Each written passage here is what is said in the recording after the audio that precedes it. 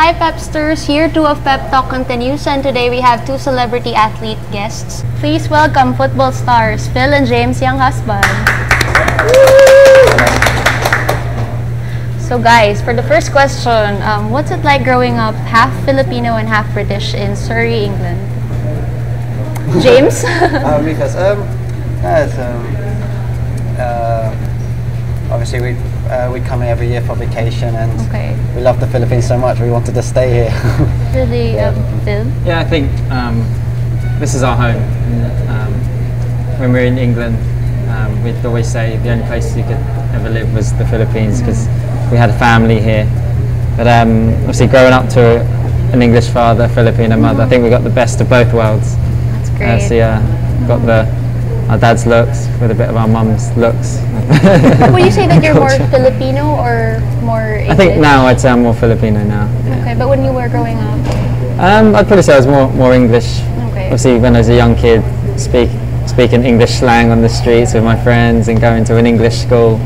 I was more English then, but the last 4 or 5 years living here, I'd say I'm more Filipino now. He's losing his accent. While growing up, what Filipino traditions did you follow at home? For home, our family, like even our dad is English, but our mum, the most important thing they taught us is family comes first. And that's the one priority, no matter. We always, me and Phil, we just wanted to play computer games, but our mum and dad were like, no, you have to spend time with us. So it's family orientated, always looking out for each other. It's how come me and my brother are so close, and we look after our little sister now. Yeah, just the traditional family. Also, every weekend there'd be like the Filipino community in the area gathering, and be Filipino parties, and we'd go and eat pancit bihon and chicken adobo and things like that. So our mum made sure that we so we were used to the food and obviously the culture growing up. Do you have any favorite Pinoy dishes? Now, pancit bihon, sinigang, kari-kari. Do you know how to cook Filipino food? Don't have to cook in general. Well, once I cooked one of my first dates with Angel, I cooked sinigang na baboy. Yeah, and my mum helped me, but I was there helping. And he's never cooked for me. Only Angel. How did she find the sinigang? She liked it. She loved it. It was actually she was shooting In the Name of Love at the time, and I took it to her on set to surprise her, and I brought like a picnic. My mum helped me a lot, but I was the one doing everything.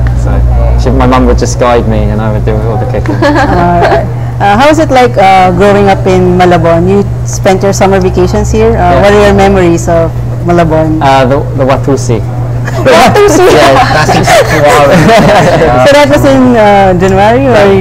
Well, usually we'd spend Christmas sometimes in Malabon, so New Year's and things like that. And I remember the drains on the side and the floods and things like that. So you experienced floods? Yeah, we experienced floods, and you'd see photos of our dad in the canoe in the streets of Malabon. You have photos? Yeah, we have photos. You have to get a copy of that. That's where I remember actually basketball being played on the street. And I even tried joining in, but I was too small at the time compared against other players. And when, as Phil said, when it used to rain and people were taking showers from the pipes of the water, we actually wanted to join in, but our mum and dad wouldn't let us. Yeah, and then we'd look after our little cousins who were babies then, and we were like 10, 11, and we'd be holding them and looking after them and things like that. It's a good thing that you weren't traumatized by such things. No. Every year since we were born. I mean, my first time I was in my mum's tummy when I first came here to the Philippines. So the whole culture and everything, it wasn't new, it wasn't different. It was we felt at home. So I've heard my first time here was we came here for vacation. Phil was in my mum's tummy, and I went with my dad to play golf. And I run around naked as a little kid. We've got photos of that. I think we have photos of that, but we don't want to show those. I won't show them. Throwback Thursday. Yeah, he's like Mowgli in Jungle Book. You have a loincloth? No, just nothing. So apart from the Watusi and the floods, what would you say makes it more fun in the Philippines? I think,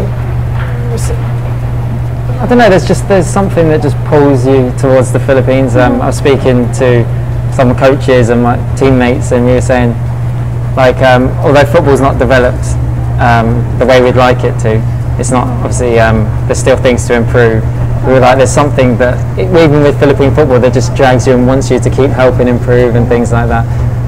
So I mean, there's so many things that makes it more fun in the Philippines, the people, the culture, the attitude, the driving, everything. The driving, the beaches. Crazy here. Yeah. You can go from, that's the good thing, I mean, in England pretty much everything's the same from one place to another, but here you can just drive 2 hours and have a completely different environment, different culture. Yeah, I think when you compare it to other countries, what separates the Philippines is the likes of the jeepneys and the tricycles. Of course. And when all foreigners come here, they want to ride them, and when we wanted to ride, we wanted to hang off on the back and have the wind in our hair. Ride the tricycles, or even ride on top of the jeepney. But as Phil said, I think the biggest difference is the people, how welcoming everyone is. If you go into a restaurant here, the staff greet you with a warm welcome and a smile.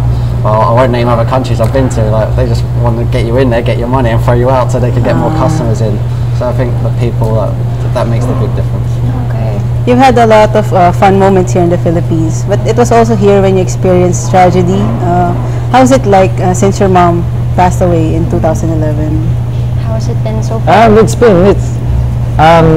We've been very lucky. We've had a lot of support around us. Okay. We've had family, friends who have been there and done a lot for us, and without them we probably would be struggling, but obviously we're the guardians for our younger sister, and we had to work and we're away out of the country. So without our friends, our family, we'd be lost. So we're very thankful that we have positive people around us and good influence on us, and people who are helping us because they love us. With both our mum and dad passing away, it was time to take on board what they've been preparing us for, to live lives on our own and to look after one after each other. Me and my brother and my sister, and always stay together. But as Phil said, we've been very fortunate to have good people around us, our family, our friends who've always been there to support us and help make life easier for us, especially when it comes to our football careers and with our little sister. Yeah, it's made us grow up a lot faster. But I mean, when our mum passed away, it wasn't because our dad passed away, so we were sort of the fathers, the head of the men of the house already. Okay. So when our mum passed away, there wasn't that big of a transition because we were already used to being sort of already prepared. Yeah, we were already prepared because our dad passed away when we were just teenagers, and then our mum just recently. So we weren't. It wasn't like we lost two parents straight away. We lost one at a time, so we were sort of on a journey of preparing ourselves. We wouldn't be where we are today without them. Like they made so many sacrifices. Like they were the most supportive parents. Like they were at all our football games. Our dad would go to work, come out of work, and then go back to work. And our mum would like she was scared to drive. She wasn't very fond of driving, and she just passed the test, and her first mission was to drive to another country and back just for our football. So we always remember that they've sacrificed a lot, and what we're doing today, it's for them. And of course now you're parenting a teenager. 11, she's 11. Oh, she's 11. Yes, Well, she's 11. God, she's not a teenager yet. You don't want that yet? Not ready for that yet. Not ready for that. What's it like? It's difficult, especially we're men and she's a lady, and so we're very lucky. As I said, we have people around, friends and family who are helping us with that side.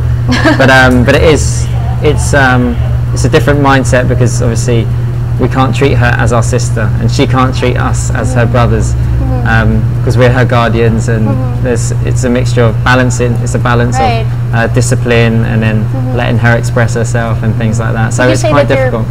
Would you say that you're overprotective, or? I think it depends. I think it depends. Boyfriends, yes, very protective. I'm always trying to check her phone, but she won't let me. Facebook account. We don't let her have any internet accounts or social media. You don't allow No, her? we don't allow her. Really? Yeah, just to protect her. Is she allowed to go out even in the mall with her friends? If she's with someone, we know. So she has to be with. We have to make sure we know all the details before she can do anything. So who's the bad cop and who's the good cop? I think we mix it up.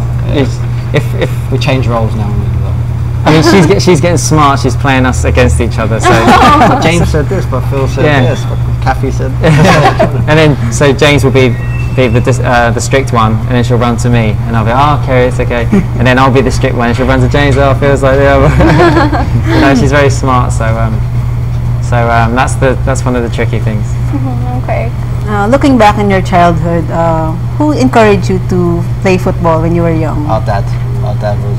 I actually remember the time he brought us in the car to go to our local football club and go into the office and ask for information about teaching kids how to learn football. And I remember that. Yeah. Yeah, he was. I mean, our dad was a big influence. Our mum, they supported us no matter what we wanted to do.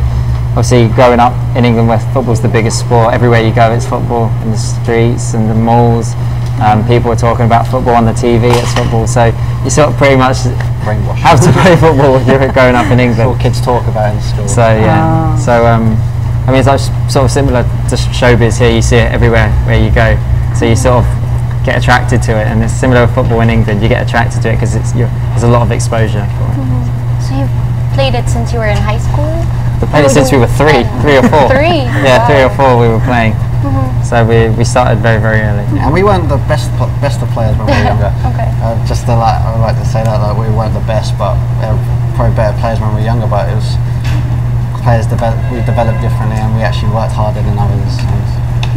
So you've been with Chelsea since... We started 9, and I was till 21. James was 10 till 20. Yeah, so we were there half our lives. Wow. Yeah, What made so- you decide to shift to... Well, our career? contracts, I mean, it's quite competitive. I mean, you're competing to be the best in the world. So the level, I mean, we were playing with and being coached by some of the best in the world. I mean, football's the biggest sport in the world, and to be among that 1 or 2% elite, it's very, very competitive. So our contracts finished with Chelsea, and then, well, for me, contract finished with Chelsea, and then towards the end of my contract, I came here for an international game, and then I didn't want to leave. We wanted a new challenge, so we entered singing. How would you compare life being an athlete in England and being a football player here in the Philippines? I think the biggest football here is still developing. With an S. Okay. Hurry. Sorry. Oh gosh. Rhymes with... Like, say hurry. Right, so what was it like growing growing up up in Sorry. Sorry. Oh, there you go. Okay.